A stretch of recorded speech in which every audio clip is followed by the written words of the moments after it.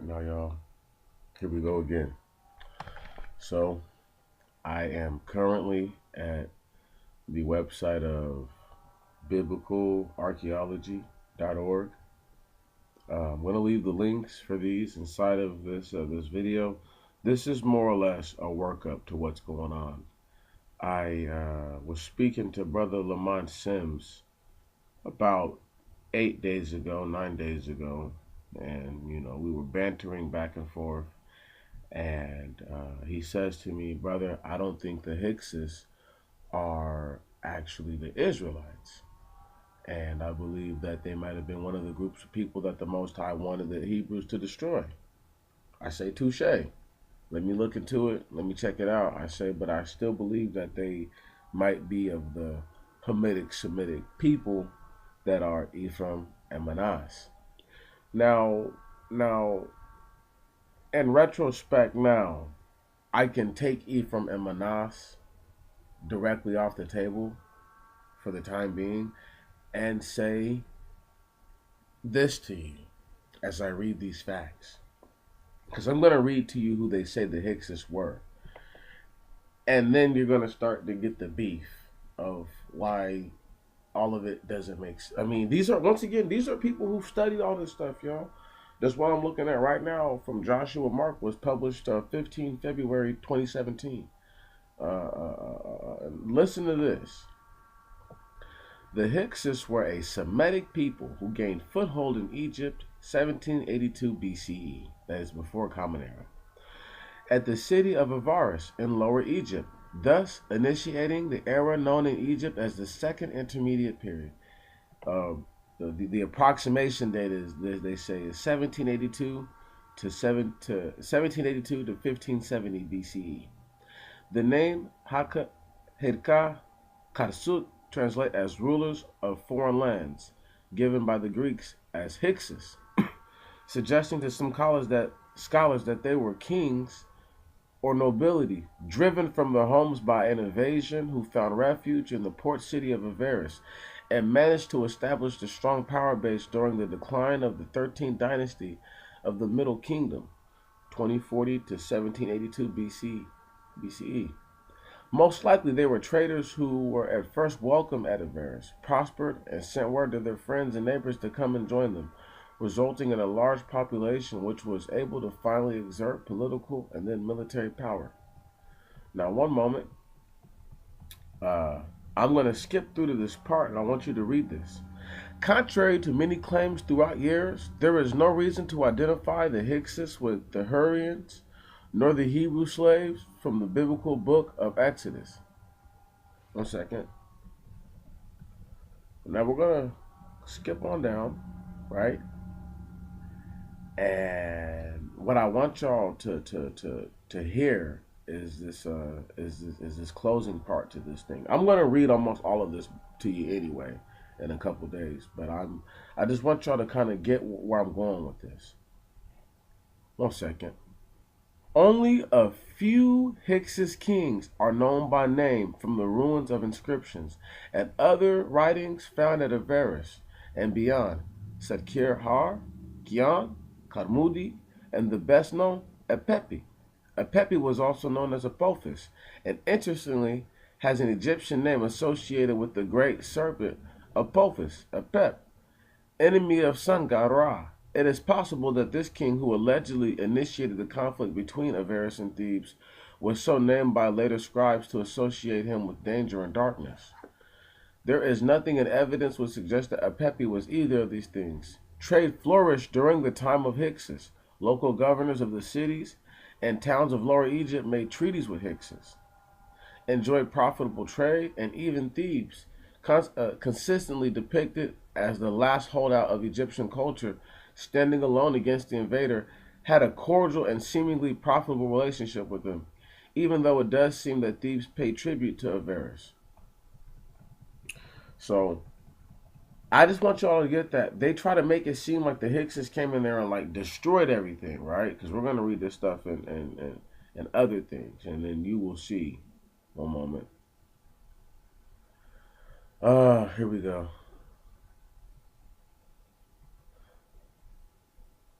The Hyksos were vilified by the New Kingdom scribes to justify these wars of conquest, and a new version of history was created in which foreign invaders destroyed the temples of the god, slaughtering the innocent and raising cities in a barbaric lust for conquest. Besides the fact that none of that happened, if it were not for the Hyksos, the Egyptian army would have been without two advantages which helped establish their empire: the composite bow and the horse-drawn chariot. Now I'm going to leave this website for a moment, and I'm going to go to this other website. And the article starts at were Hebrews ever slaves? And it says yes. And we're at Haaretz.com, HAARETZ.com. One moment.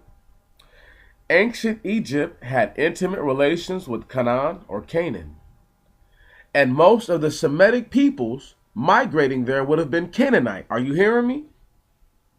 Most of the Semitic people migrating there would have been Canaanite. Does anybody hear the obvious dispute there with calling Canaanite Semites? Does anyone understand how that's an issue? One moment, let me grab my Bible and let me break it down.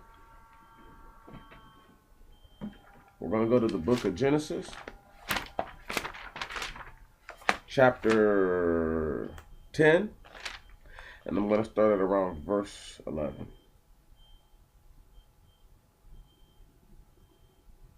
Nope, I lie. Verse 13.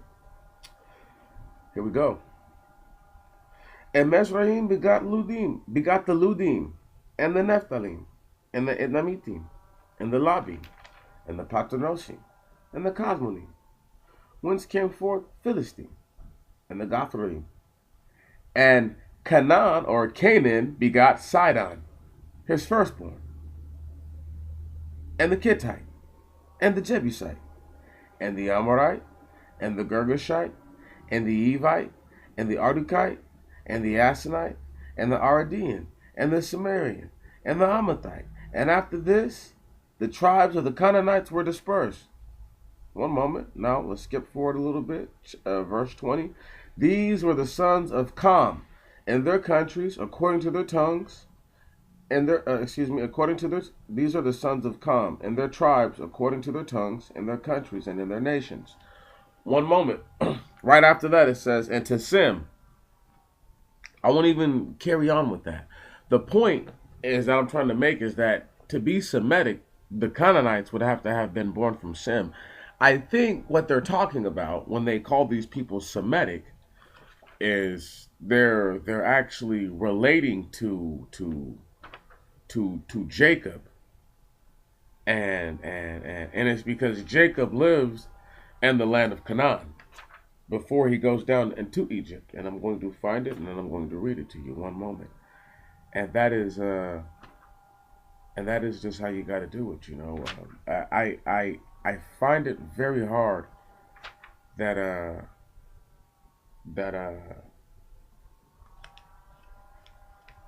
these people are called Canaanites or Canaanites, and then they're considered Semitic. But let's read some of this article while I skim through the Bible and find what I'm looking for. One second. Every Passover, Jews tell the story about how the Hebrews' flight from slavery in Egypt and their miraculous escape across the Red Sea, giving birth to the nation of Israel. The colorful story has been retold by Hollywood time and time again, shaping the modern generation's understanding of the Israelite bondage in Egypt. But if ancient Egypt had slaves from the region known today as Israel, were they really Israelites? One moment. There was no direct evidence that people worshiping Yahweh sojourned in ancient Egypt, let alone during the time the Exodus is believed to have happened. There is indirect evidence that at least some did, but what's sure is that thousands of years ago, Egypt was crawling with Semitic-speaking people. Canaanite ascendant throughout antiquity. Egypt was known as the breadbasket of the world, blah, blah, blah, blah, blah. Let's skip forward. The archaeological record shows that at least some of the people were of Semitic origin, coming from Canaan specifically, and the Levant in general. Now let's go ahead and stick it right there. Stay right there, please. Please stay right there. I'm going to read something to you about, one second. I'm going to read something to you about Joseph. You understand me? Real quick, and then I'm going to read about Jacob, and then it's just going to mess your head up. So, one moment. This is what Joseph is saying to the chief cupbearer. One moment. The verse 14, chapter 40. Here we go. But remember me of thyself when it shall be well with thee, and thou shalt make mention of me to Pharaoh, and thou shalt bring me forth out of this dungeon. For surely I was stolen away out of the land of the Hebrews, and here I have done nothing, but they have cast me into this pit. Now, one moment. We all know that Joseph lived in Canaan with his daddy before he got snatched up. So if he's considering Canaan the land of the Hebrews because it's the land that the Most High promised to Abraham, do you understand? Then this would give reason and credence for a person to call these people Canaanite.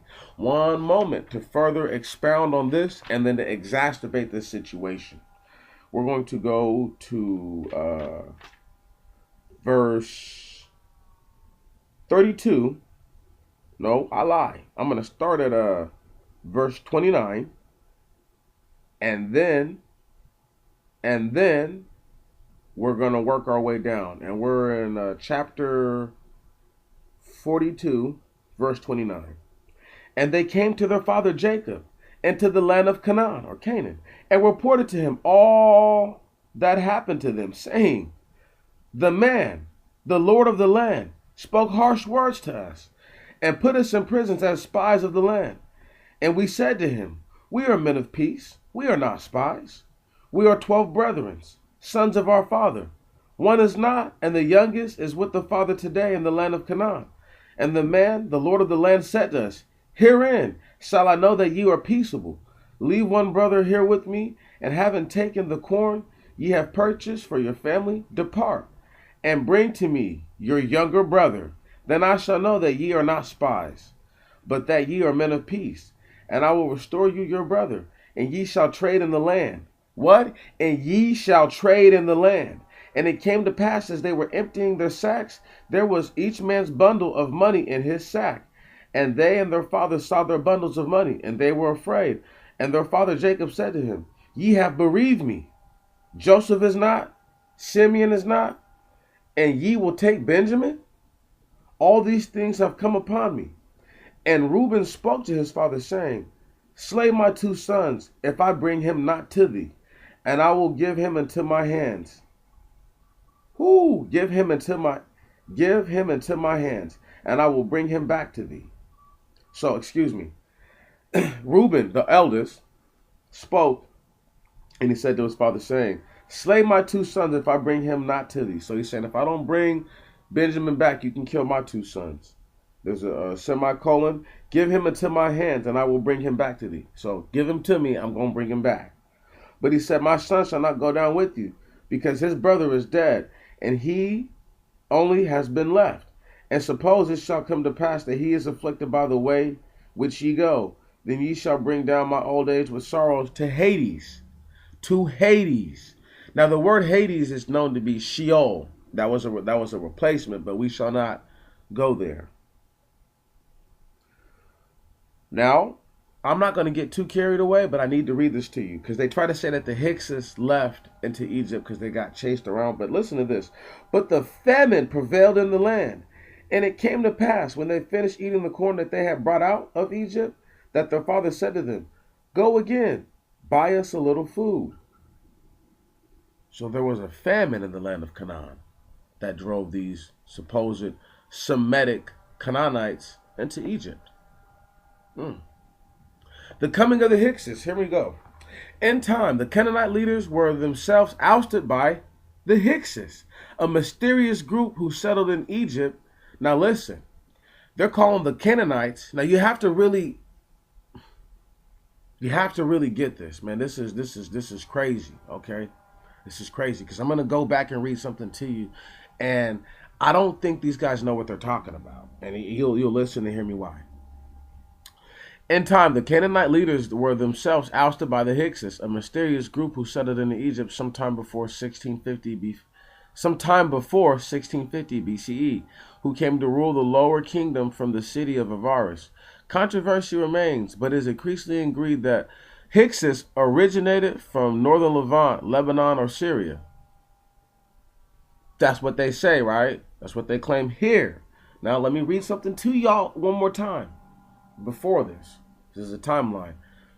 In fact, by the late Middle Kingdom era, around 3,700 years ago, Canaanites actually achieved absolute power in the form of a line of Canaanite pharaohs ruling the lower kingdom, coexisting with the Egyptian-ruled upper kingdom. These Canaanite pharaohs include the mysterious Yaqub, whose existence is attested by 27 scarabs found in Egypt, Canaan, and Nubia, and the famous one at Shikama by Haifa. The biblical tradition of the patriarch Jacob settling in Egypt could well derive from this time. Anyhow, we won't get carried away with that. We're gonna read about something else with the Canaanites, right on? Because this is just hilarious, don't you think? No? Yes, maybe so. Okay, we are at the expulsion of the Hyksos, right on, at the biblical archaeology. Now we're gonna skip past what Josephus says, right? We're not even gonna worry about that. No, I will read it to you. Why not? After the conclusion of the treaty that left them with their families and chattels or cattle, not fewer than 240,000 people crossed the desert into Syria, fearing the Assyrians who dominated over Asia at the time. They built a city in the country which we now call Judea. It was large enough to contain this great number of men and was called Jerusalem. Now this is Josephus against Appian 1.73.7, quoting Menethos. You know what I'm saying? But we're not even going to worry about that. I want y'all to hear this major contradiction of how one just tried to say that the Hyksos weren't the Canaanite people, that they were totally different. Listen to this. In the second intermediate period, 18th to 16th century BCE, towards the end of the Middle Bronze Age, the West Asian Canaanite, right on, that's in parentheses, Hyksos controlled Lower Egypt, lower northern Egypt. And when it says lower, it's also in parentheses, the northern part. In the 16th century, Ahmose I overthrew the Hyksos and initiated the 18th dynasty in the new kingdom of Egypt. I just jumped all over the place, y'all. All over it. I'm going to have a very doctrinated thing for you. It's going to, I'm going to pull from each one of these sources. I have a few other sources. I'm going to pull from each one of these. And I'm going to do something really, really nice. But I just wanted y'all to hear the level of complex information that I'm having to deal with, so that way you understand. I'm not BSing. I'm just going through the motions with all this. But this is what I'm doing. Look for it. Look for a couple expounds this week. Maybe even a depth of a doctrine out here. I got some stuff I want to talk about. I'm getting ready to start another channel, and it's going to be exclusively about relationships, nothing but relationships. I'm not going to talk about the Most High. I'm not going to talk about anything. Just the science to the relationships and how it pertains to us as a people, especially men, and how we can try to use some of these mechanisms and tools that they have wrought against us as weapons, so that way it's not to gain any footing, but it's to slow the bleeding, so to speak. With that said, I thank y'all for your time. Much love, much appreciated. I'm out.